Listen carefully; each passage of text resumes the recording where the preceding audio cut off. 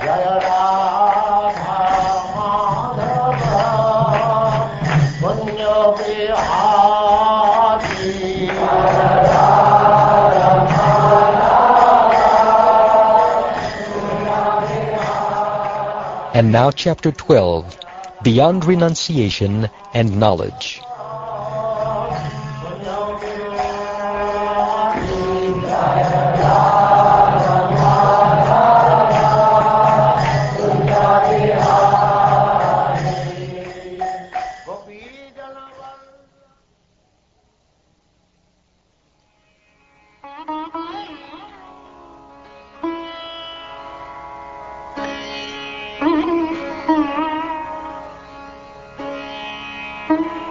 The Supreme Personality of Godhead said, My dear Uddhava, by associating with my pure devotees, one can destroy one's attachment for all objects of material sense gratification. Such purifying association brings me under the control of my devotee. One may perform the Ashtanga Yoga system, engage in philosophical analysis of the elements of material nature, practice non-violence and other ordinary principles of piety, chant the Vedas, perform penances, take to the renounced order of life, execute sacrificial performances, and dig wells, plant trees, and perform other public welfare activities, give in charity, carry out severe vows, worship the demigods, chant confidential mantras, visit holy places, or accept major and minor disciplinary injunctions, but even by performing such activities, one does not bring me under his control. In every yuga, many living entities entangled in the modes of passion and ignorance gained the association of my devotees. Thus, such living entities as the Daityas, Rakshasas, birds, beasts, Gandharvas, Apsaras, Nagas, Siddhas, Charanas, Guhyakas, and Vidyadharas, as well as such lower-class human beings as the Vaishyas, Shudras, women, and others, were able to achieve my supreme abode. Vritrasura, Prahlad Maharaj, and others like them also achieved my abode by association with my devotees, as did personalities such as Vishaparva, Bali Maharaj, Banasura, Maya, Vibhishan, Sugriva, Hanuman, Jambavan, Gajendra, Jatayu, Tuladhara, Dharmavyadha, Kubja, the gopis in Vrindavan, and the wives of the Brahmins who were performing sacrifice. The persons I have mentioned did not undergo serious studies of the Vedic literature, nor did they worship great saintly persons, nor did they execute severe vows or austerities. Simply by association with me and my devotees, they achieved me. The inhabitants of Vrindavan, including the gopis, cows, unmoving creatures such as the twin Arjun trees, animals, living entities with stunted consciousness, such as bushes and thickets, and snakes such as Kaliya, all achieve the perfection of life by unalloyed love for me, and thus very easily achieve me. Even though one engages with great endeavor in the mystic yoga system, philosophical speculation, charity, vows, penances, ritualistic sacrifices, teaching of Vedic mantras to others, personal study of the Vedas, or the renounced order of life, still one cannot achieve me. The residents of Vrindavan, headed by the gopis, were always completely attached to me with deepest love. Therefore, when, along with my brother Balaram, I was brought to the city of Mathura by my uncle Akrura, the residents of Vrindavan suffered extreme mental distress because of separation from me, and could not find any other source of happiness. Dear Uddhava, All of those nights that the gopis spent with me, their most dearly beloved, in the land of Vrindavan, seemed to them to pass in less than a moment.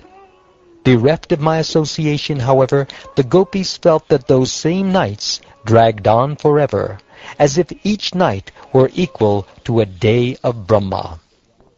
My dear Uddhava, just as great sages in yoga trance merge into self-realization, like rivers merging into the ocean, and are thus not aware of material names and forms, similarly, the gopis of Vrindavan were so completely attached to me within their minds that they could not think of their own bodies, nor of this world, nor of their future lives.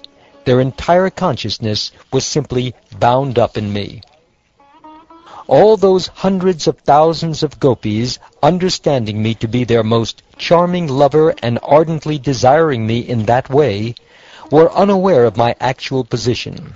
Yet by intimately associating with me, the gopis attained me the supreme absolute truth.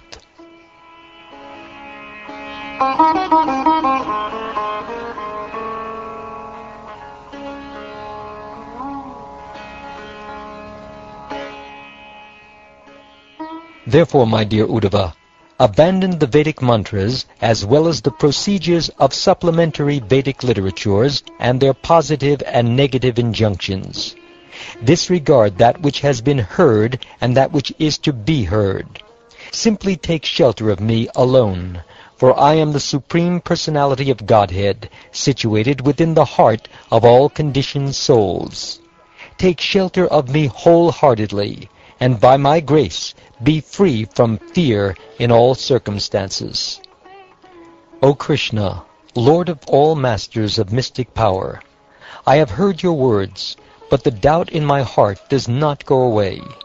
Thus my mind is bewildered.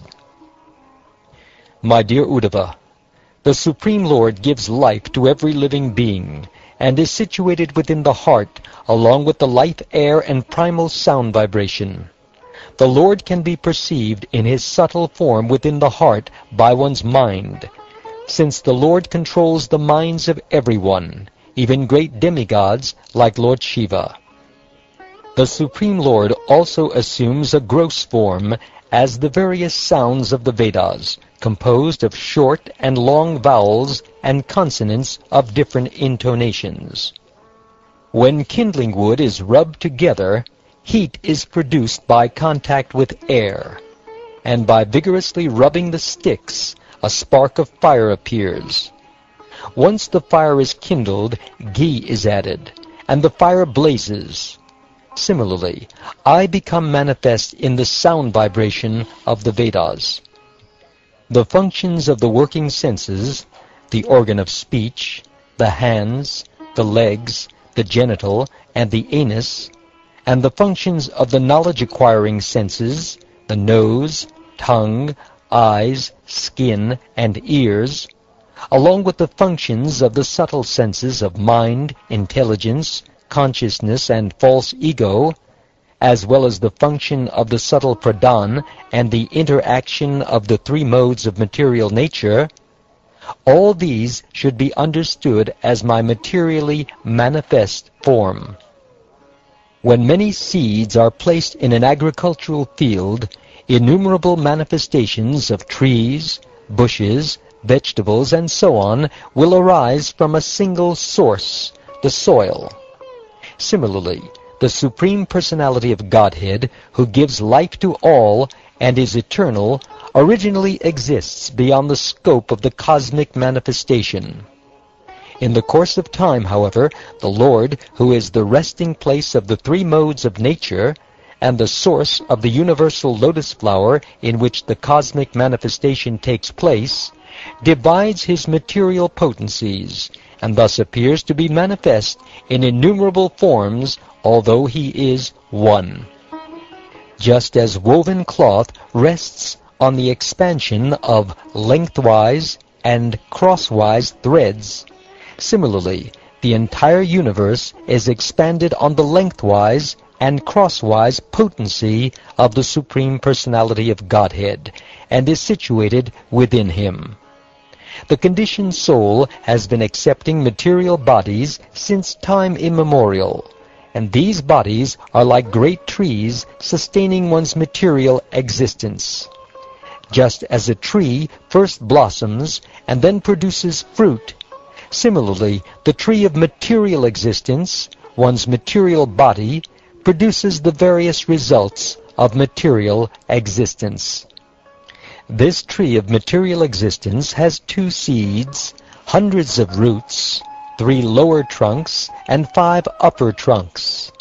It produces 5 flavors and has 11 branches and a nest made by 2 birds. The tree is covered by 3 types of bark, gives 2 fruits, and extends up to the sun. Those lusty after material enjoyment and dedicated to family life enjoy one of the tree's fruits, and swan-like men in the renounced order of life enjoy the other fruit. One who, with the help of the bona fide spiritual masters, can understand this tree to be a manifestation of the potency of the one supreme truth appearing in many forms, actually knows the meaning of the Vedic literature. With steady intelligence, you should develop unalloyed devotional service by careful worship of the spiritual master, and with the sharpened axe of transcendental knowledge, you should cut off the subtle material covering of the soul. Upon realizing the Supreme Personality of Godhead, you should then give up that axe of analytic knowledge.